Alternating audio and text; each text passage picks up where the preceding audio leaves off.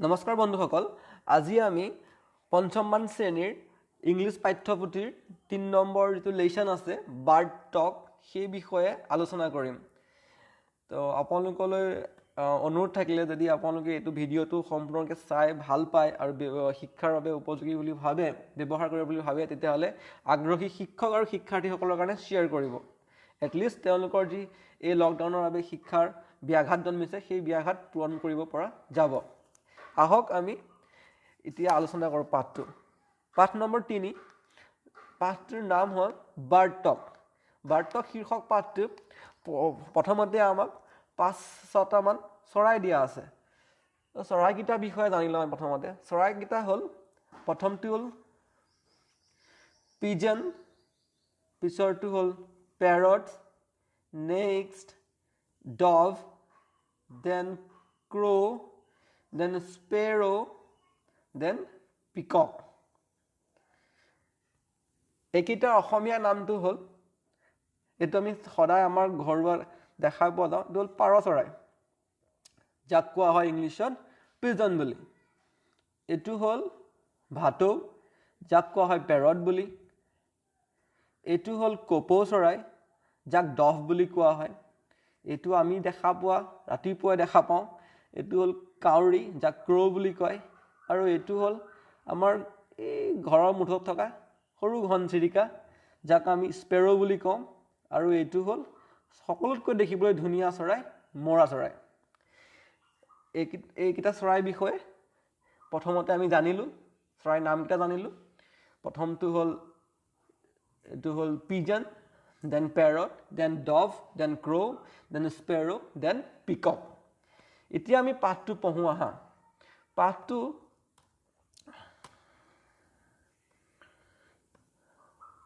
পাঠটোৰ প্ৰথমতে আছে ৰবিন আৰু জে নামৰ দুটা চৰাই এখন বাগিচাত বহি কথা পাতি আছে। কি কথা পাতিছে শুনো আহা। Robin: think, said the robin.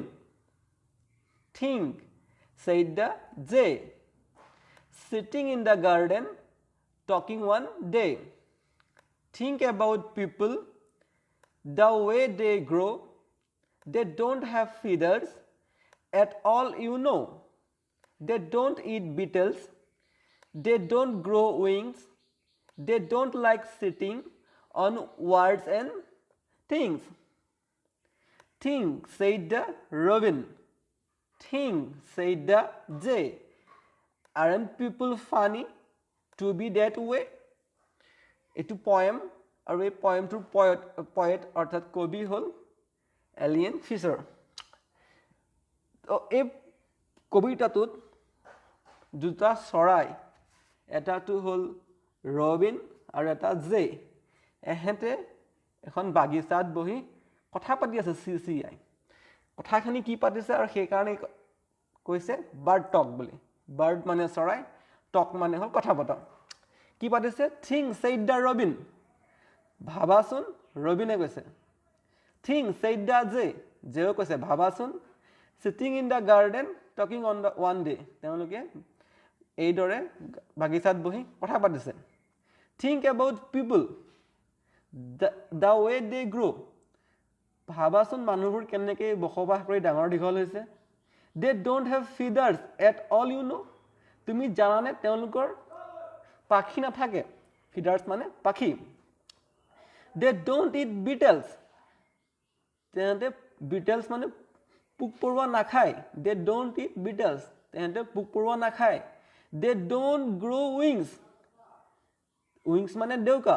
De don't grow' wings, তেওঁলোকৰ ডেউকাও নাথাকে। ডেউকাও ডাঙৰ নহয় বা ডেউকা নাথাকে। গ্ৰ' মানে ডাঙৰ হয়, গতিকে তেওঁলোকৰ ডেউকাও নাথাকে। They don't like sitting on words and things, sitting মানে বহা, ৱাৰ্ডছ মানে আমাৰ লাইন বা কিবা সূতা বা এনেকুৱা ৰছীৰ নিচিনা বস্তু, আৰু থিংছ মানে হ'ল বস্তু। তেওঁলোকে they don't like sitting on words and things, তেহেঁতে মানুহবোৰে এই লাইনত বা কিবা এনেকুৱা ৰছী বা সূতাত বহিও ভাল নাপায়, বস্তুত বহি ভাল নাপায়। থিংক ছেইড দ্য ৰবিন, আকৌ কৈছে চোৱাচোন, ভাবি চোৱা। Things said the যে কৈছে মই ভাবি চোৱাচোন aren't people funny to be that way মানুহবোৰ কিবা অদ্ভুত ধৰণৰ ধেমেলীয়া প্ৰকৃতিৰ নহয়নে বাৰু তেন থাকে যেনেকৈ এতিয়া আমি এই পাঠটো পঢ়িলোঁ এই পাঠটোত কিছুমান শব্দ দিয়া আছে আমি শব্দখিনি লিখিলুম তোমালোকো নিজৰ টুকা বহীত শব্দখিনি লিখি ল'ব পাৰিলে ভাল হ'ব কি শব্দ নতুনকৈ পাইছোঁ আমি প্ৰথম পাইছোঁ গাৰ্ডেন তাৰ পিছত পাইছোঁ আমি পিপল তাৰ পিছত পাইছোঁ আমি গ্ৰো তাৰ পিছত আমি পাইছোঁ ফিডাৰ তাৰ পিছত পাইছোঁ আমি বিটেলছ তাৰ পিছত পাইছোঁ আমি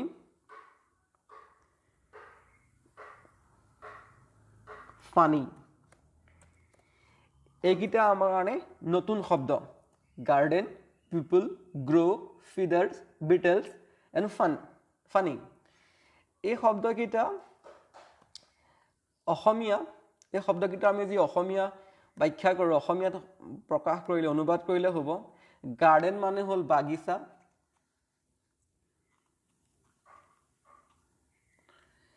পিপল মানে হ'ল মানুহবোৰ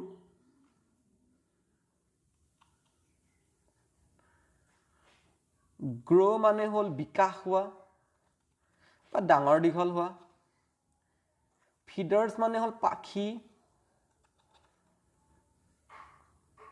বিটেলছ মানে হ'ল পোক সৰু সুৰা পোক ফানি মানে হ'ল অদ্ভুত ধৰণৰ কিবা হাস্যকৰ অদ্ভুত ধৰণৰ ধেমেলীয়া প্ৰজাতি বা ধেমেলীয়া কথা বা অদ্ভুত ধৰণৰ হাস্যকৰ বস্তু যাক আমি ফানি বুলি কওঁ এইকেইটা শব্দ লিখি ল'বা ইংলিছৰ শব্দকেইটা আৰু তোমালোকৰ ঘৰত থকা ইংলিছ অসমীয়া যিখন অভিধান থাকে ডিক্সনেৰী বুলি কয় তাতো তোমালোকে এবাৰ বিচাৰি চাবা এতিয়া আমি আহোঁ এই পাঠটোৰ প্ৰশ্নোত্তৰ শিতানলৈ প্ৰথমতে আহিছে চোৱা প্ৰশ্ন কি দিছে প্ৰথমতে আমাক ৰাইম ৱৰ্ড কৰিব দিছে let's see how much we have understood write the rhyming word from the poem for the ones given below তো আমাক ৰাইম ৱৰ্ড লিখিব দিছে কিহৰ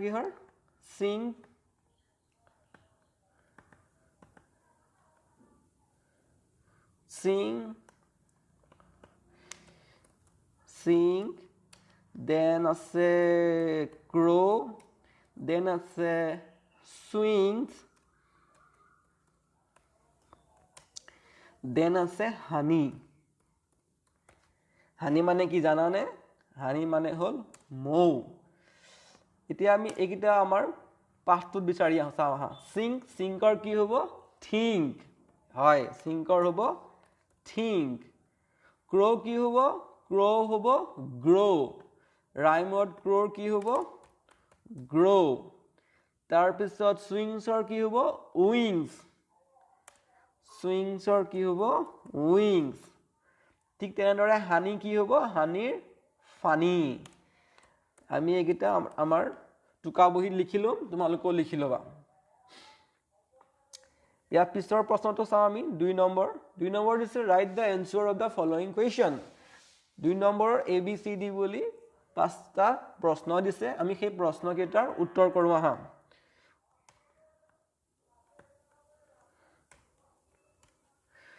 প্ৰথমটো প্ৰশ্ন কি দিছে এই প্ৰশ্নটো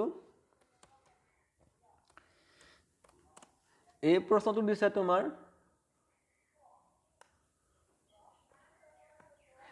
which birds are talking in the poem মানে কবিতা birds মানে চৰাই talking মানে কথা পতা যে which মানে কোন চৰাই কথা পাতি আছে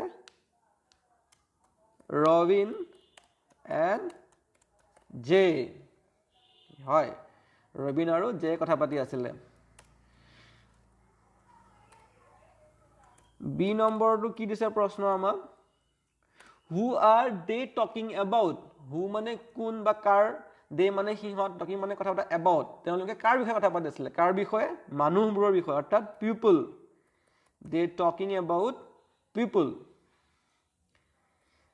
তাৰ পিছৰটো আছে চি নম্বৰ উত্তৰ, যদি আমি চাব যাওঁ, they do not have feathers at all, who are they here, যে তেওঁলোকৰ পাখি নাথাকে, পাখি কাৰ নাথাকে, মানুহৰ, অৰ্থাৎ এইটো হ'ব people are don't have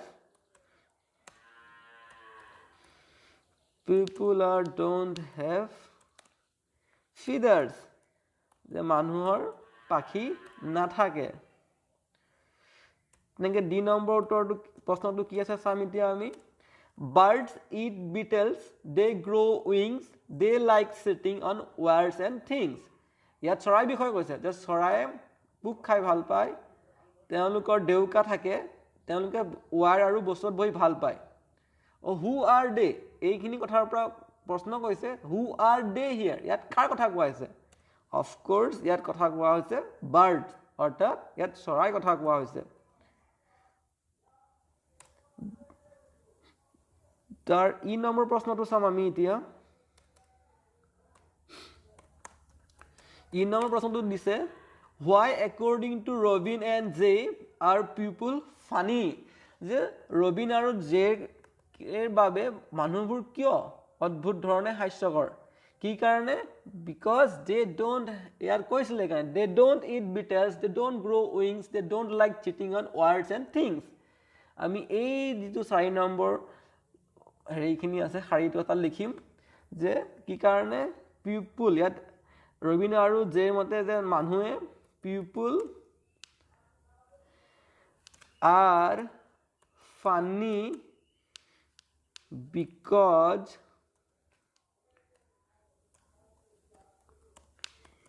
they don't eat beetles।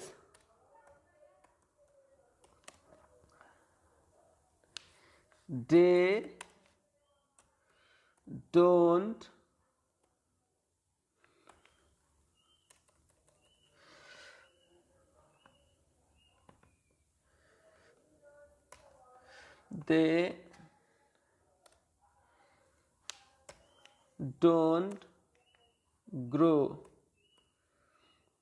don't grow wings, and they don't like sitting on words and things। তো এইটো আমাৰ 4 নম্বৰ প্ৰশ্ন। এতিয়া আমি 4 নম্বৰ প্ৰশ্নলৈ যাম।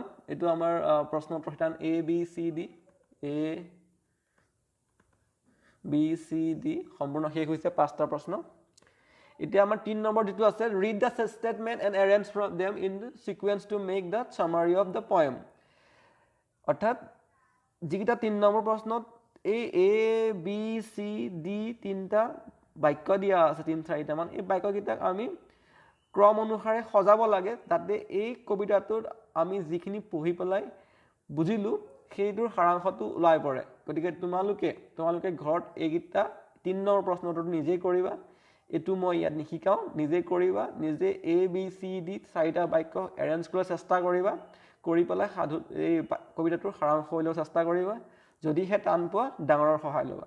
ধন্যবাদ, থেংক ইউ ভিডিঅ'টো চোৱাৰ কাৰণে, আৰু যদি উপযোগী বুলি ভাবে নিশ্চয় শ্বেয়াৰ কৰিব।